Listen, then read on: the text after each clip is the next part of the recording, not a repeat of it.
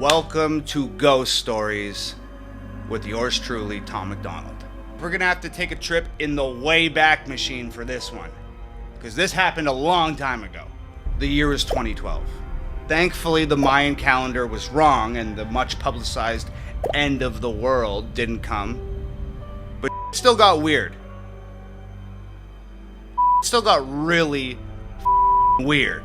This all started with a music video shoot in the small Canadian town, abandoned Canadian town of Tranquille. But it wasn't until after this whole ordeal, it wasn't until after everything that I'm about to tell you, it wasn't until after all of that that we found out that Tranquille is actually one of the most haunted places in North America. Let's start from the beginning. So there was three of us. There was myself, the music video director, and my producer at the time, Olivier. We all piled into a vehicle on a Friday afternoon and started the long drive to a long forgotten corner of the Canadian Pacific Northwest. We were unknowingly embarking on what would turn out to be one of the most terrifying experiences of all of our lives.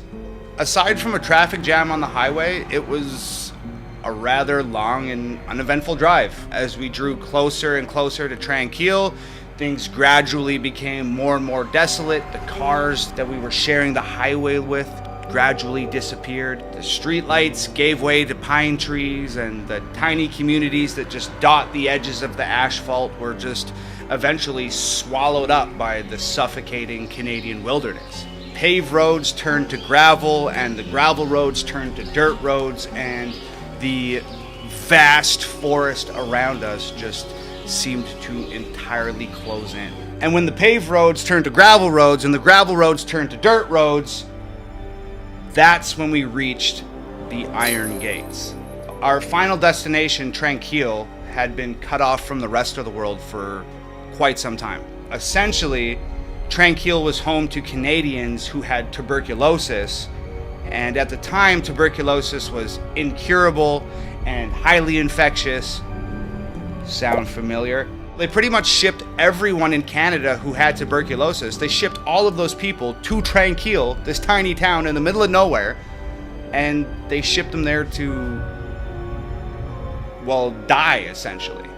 Anyway, we didn't know any of that. All we knew was we had to shoot a music video, and this was the perfect place to do it, and we were going to get it done. So there we were in the middle of nowhere. We pulled the car over to the side of the dirt road. We unpacked everything we needed, lights and cameras and bags and outfits and all that stuff, and we cut into the trees to get around the iron gate that was blocking the road, and we were on our way. So after a short hike through the trees, we came up over the top of a hill, and there it was. Just silent and still and forgotten. There was schools and houses and convenience stores and hospitals and libraries and paint chips just peeling off the outside of the exteriors of these buildings, just flapping in the wind. It just seemed like they were just clinging to a time a little less lonely. We had arrived at Tranquille. So we made our way down the hill, and we crossed the train tracks that encircled the town, and there was no signs of life. And when I say no signs of life, I mean nothing. No birds, no coyotes, no bugs, nothing like what you would expect of a town encapsulated in a massive forest in the middle of nowhere. So we made our way towards the three dilapidated houses. They were just on the outskirts of town, and they were identical. And they sat all in a row. Same paint, same windows, same doors, same front steps. Each house as perfectly the same as the next.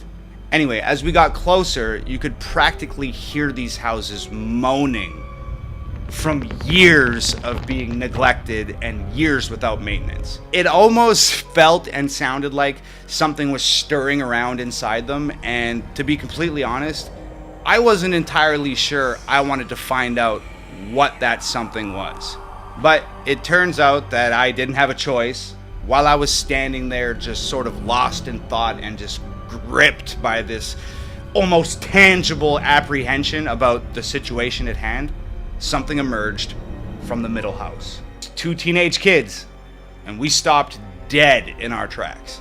So it was this boy and this girl, and they sort of like bounced toward us across this like sun-bleached pavement, and their demeanor was weird. So they got close enough to us, and I said to the boy, I said, "What are you guys doing here?" And like I said, their demeanor was strange. Well, maybe strange isn't the right word. Their demeanor just did not fit the situation. They were just like smiling and happy, and they seemed like they were excited to see us. And to me, that didn't fit the vibe. So the boy spoke first, and he said, "We're just hanging out, just checking out the abandoned town, and we're filming it with this camcorder." And I was like, "Cool, well, did you see anything weird?" And he said, "Nope, not yet." And then the girl just like interjected, and she was like, "Oh, be careful in the houses. Like, a lot of the floors are rotting, and if you go upstairs, you could fall through, and it's really friggin' dangerous." I don't really remember much else about that conversation. It was maybe like 3 minutes long, and they darted off in the other direction, and we just continued on our way. So we went into the house that our new friends just emerged from, and the girl wasn't lying. There was a massive hole in the ceiling of the living room where it looked like something on the top floor had fallen through and landed in a giant heap of rubble just sitting on the floor in the living room. It was trippy. So the more we explored, the weirder it got. Like, inside the school, there was 3 inches of dust on the desks, and the day's lessons were still scribbled on the chalkboard, and there was pencils and erasers just littered about all the workstations. And if you picked anything up, you'd leave a perfect impression of whatever you picked up on the surface that you picked it up off of. Like, this stuff literally hadn't been touched in years.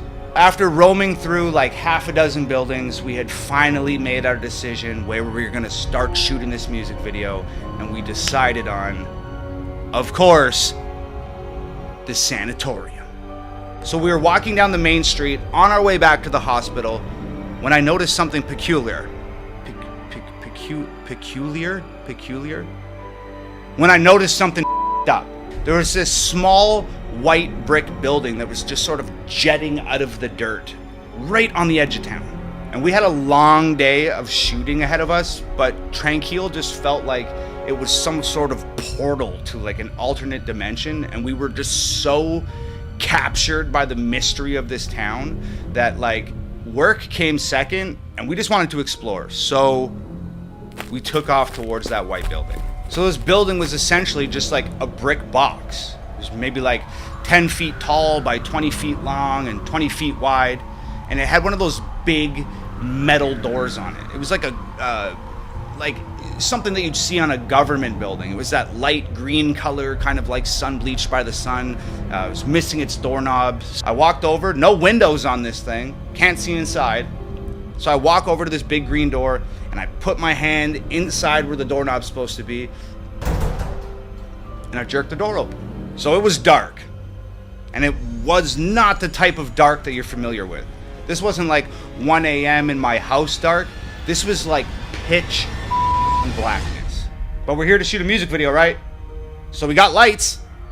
So I grabbed one of the lights, and I turned that motherfucker on. So when I turned the light on, there's nothing in this room. There's no windows, there's no doors, there's nothing on the walls, there's not even flooring, it's just plain concrete.